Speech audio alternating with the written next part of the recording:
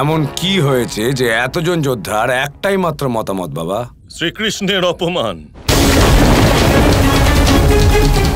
পাণ্ডবরা শ্রীকৃষ্ণকে নিজেদের শান্তির দূত হিসেবে পাঠিয়েছিলেন। তুমি নিজের তুচ্ছ অভিমানে ওনাকে অপমানিত করলে। আর তাই আমার এবং হস্তিনাপুরের সকল মহারথীদের বক্তব্য হলো, তুমি এক্ষুনি শ্রীকৃষ্ণের কাছে যাবে আর ওনার কাছে ক্ষমা চাইবে। আর এমন দৈব মানুষের থেকে ক্ষমা চাইতে যদি তোমার ওনার পায়ে ধরতে হয়, তাহলে সেটাও কম হবে। ক্ষমা? আর আমি কখনোই না।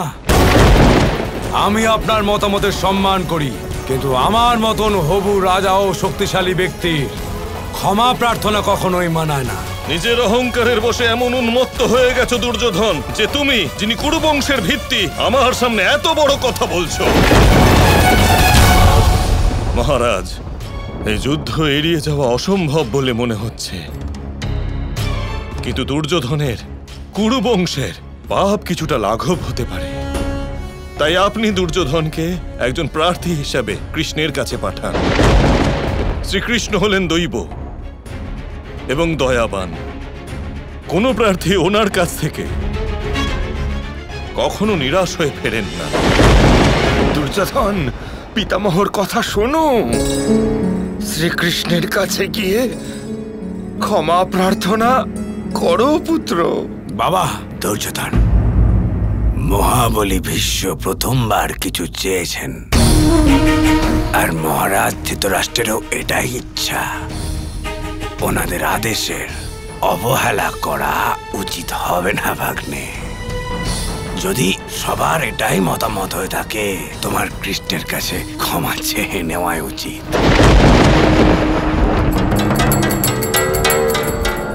ঠিক আছে।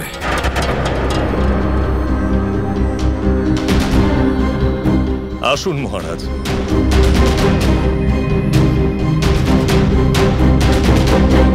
মামা, আপনি চানটা কি যে আমি ওই বাসুদেব কৃষ্ণের কাছে গিয়ে ক্ষমা প্রার্থনা করি? 100 ভাগ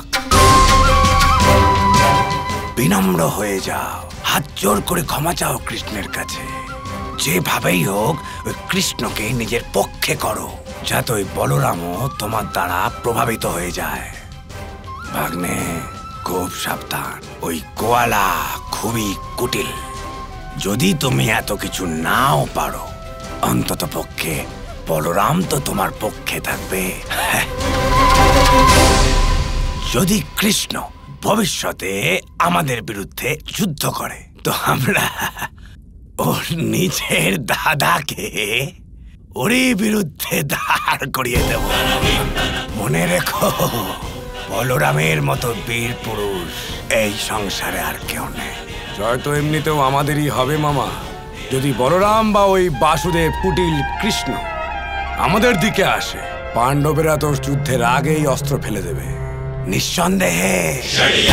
তাড়াতাড়ি যাও দুর্যোধন, আর কৃষ্ণর কাছে ক্ষমা চেয়ে নাও। যাও ভাগ্নে, যাও।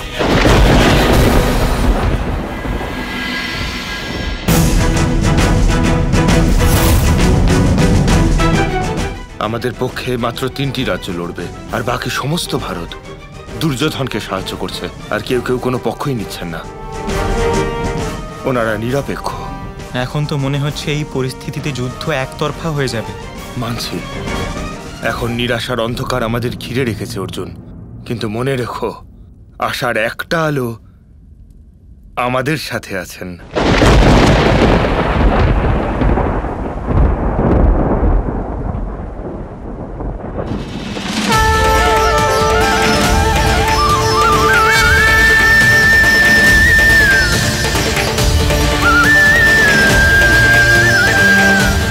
কি ব্যাপার? মনে হচ্ছে আমার যুদ্ধের শঙ্খনাদ এখান অবধি পৌঁছে গেছে। পাণ্ডবরা যুদ্ধের প্রস্তুতি শুরু করে দিয়েছে। হ্যাঁ মাধব, সকলেই আপনার হুঙ্কার শুনেছে, আর সমস্ত ভারতবর্ষ 2 পক্ষে ভাগ হয়ে গেছে। তুমি তো সব এঁকেও ফেলেছ। মনে হচ্ছে কৌরবদের পাল্লা ভারী। কিন্তু এ কি, কর্ণের রাজ্যকে চিহ্নিত করনি কেন? তার আর কি প্রয়োজন মাধব? সকলেই জানে কর্ণের দুর্যোধনের প্রতি কৃতজ্ঞতা। ধর্ম হোক বা অধর্ম, সবকিছু নির্বিশেষে যা খুশি হয়ে যাক না কেন, ও সব সময় দুর্যোধনের পক্ষেই থাকবে। তাছাড়া আমার এবং কর্ণের লড়াইও তো বাকি আছে, যেটা এবার পূর্ণ হবে। এই যুদ্ধভূমি দেখবে অর্জুন আর কর্ণের সংগ্রাম। শুধু ভারতবর্ষ নয়, সময়ও এই যুদ্ধের জন্য অপেক্ষা করছে অর্জুন।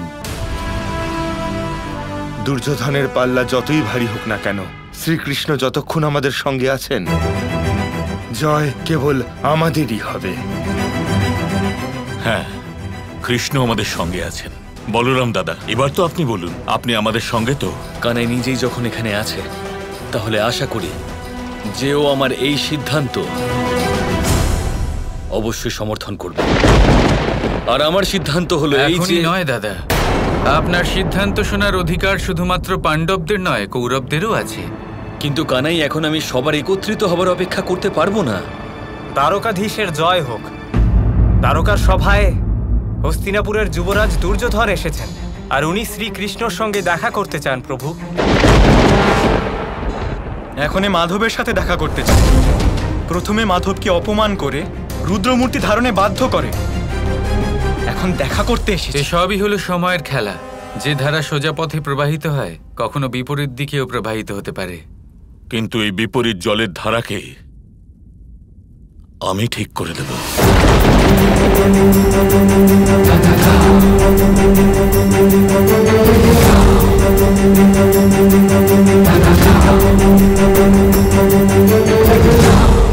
শয়তান দুর্যোধন, তোর এতটা দুঃসাহস যে শ্রীকৃষ্ণকে এত ভয়ানক অপমান করার পরেও তুই এখানে চলে এসেছিস? আমি তোকে ছাড়বো না। দাঁড়াও ভীম,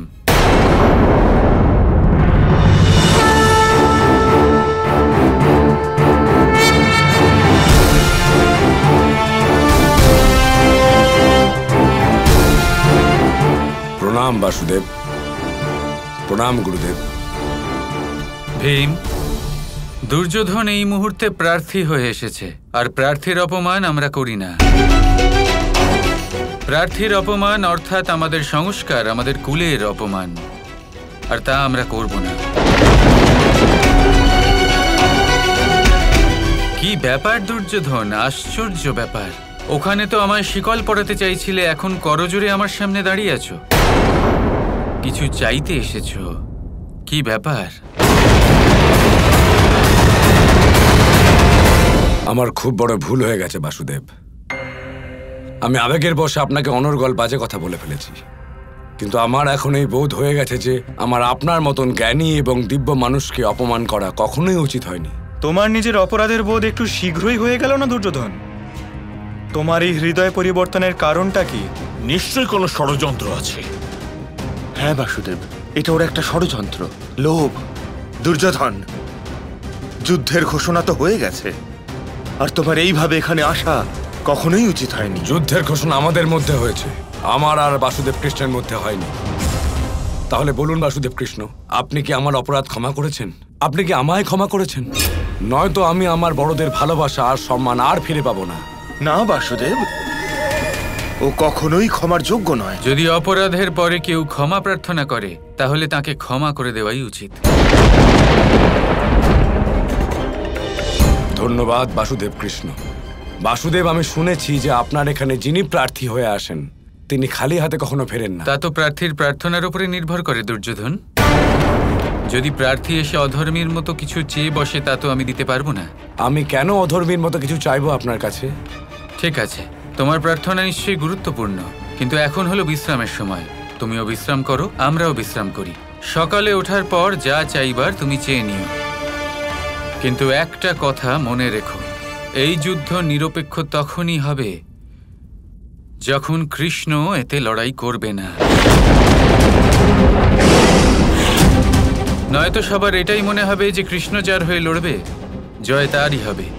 সেজন্য আমি চিরকালের মতো আরও একবার সকলের সামনে ঘোষণা করতে চাই যে আমি বাসুদেব কৃষ্ণ এই মহাযুদ্ধে না লড়াই করব, আর না অস্ত্র ধারণ করব, আর না অস্ত্র ধারণ করব।